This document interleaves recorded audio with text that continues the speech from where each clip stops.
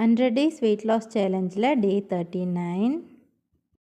இப்போல்லாம் காஃபியை ரொம்ப அவாய்ட் பண்ணிட்டு தான் இருக்கேன். ஆனால் ஒவ்வொரு டைம் என்னால் முடியறதில்ல. அதனால் அரை டம்ளர் அளவுக்கு நாட்டு சர்க்கரை சேர்த்து காஃபி எடுத்துக்கிறேன். பிரேக்ஃபாஸ்ட்டுக்கு எல்லாருக்கும் இட்லி தான் செஞ்சுருந்தேன். எனக்கு மட்டும் சிறுதானியத்தில் தனியாக மாவு அரைச்சி இட்லி ஊற்றிக்கிட்டேன். அதோட சுண்டல் குழம்பு வச்சு சாப்பிட்டேன். இட்லியெல்லாம் நல்லா சாஃப்டாக தான் வந்துச்சு. கருப்பு உளுந்து போட்டு தான் அரைச்சிருந்தேன். அதனால் கலரெல்லாம் ரொம்ப மாறி போச்சு.